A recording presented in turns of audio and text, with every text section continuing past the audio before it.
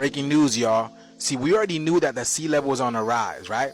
But now they're talking about is rising at a much faster rate. With everything that's happening with the water and the planet and the global warming, y'all, this is going to intensify. Check this out. Is the threat to life in South Florida as we know it. Sea level rise. We already see the signs of it with tidal flooding in neighborhoods and downtown areas. But a new report shows it's happening at a faster rate. As CBS's Miami meteorologist Casey Sherman shows us, it means the time to start working on long-term solutions is now. Carlos Alvarez is the manager at Pub Belly Sushi in Sunset Harbor. Today it's dry, but that's not always the case.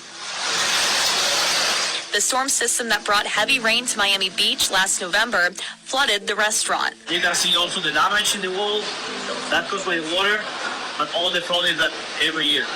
And for a bustling sushi spot like this one, flooding hurts business and is a big source of frustration. It's really frustrating because we can't do anything until we don't have the pump station like turn on over there. Everything is like full of water. The pump station he's referring to is one of many that have been installed on Miami Beach over the past decade. These pumps, along with raising streets, are methods being used to combat sunny day high tide and heavy rain flooding, which are getting worse thanks to sea level rise. Over the past 80 years, the sea level has risen about a foot in South Florida. As sea level continues to rise, drainage systems based on gravity become less and less effective. So storm water and water from a high tide flooding eventually has nowhere to drain, and eventually then reverse flow can happen. Because of that, pump stations like this one behind me have been installed across Miami Beach to mechanically pump out the water off the roads and put it back into the bay. But will this be enough to keep up with future sea level rise? This is the NOAA Intermediate High. Ryan McNulty, a senior research associate at the University of Miami's Rosenstiel School of Marine, Atmospheric, and Earth Science, says sea levels are rising and doing so at a faster pace. It's pretty clear to see it's not a straight line. So that's where, relative to 2020, this projection has another foot of sea level rise by 2050.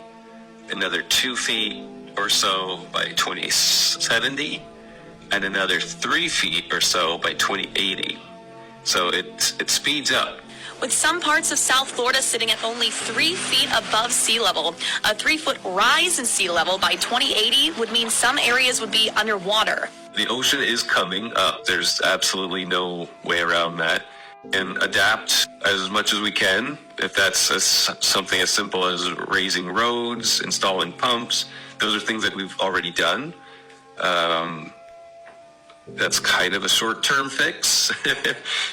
Yeah, I don't like that nervous laugh because that smells like it's lying to me, and which they all do anyways. But you heard the guy said it floods every year at his store, y'all. That's crazy. Every year? And just imagine the amount of water that they got last week with all this flooding that's going on in South Florida. But tell me, how does putting more pavement on top of pavement helps to soak up the water? Isn't that what the plants are supposed to do and whatnot?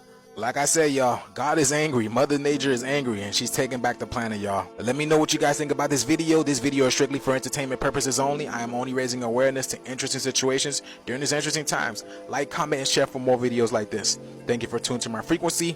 Let's get this shift. Peace in.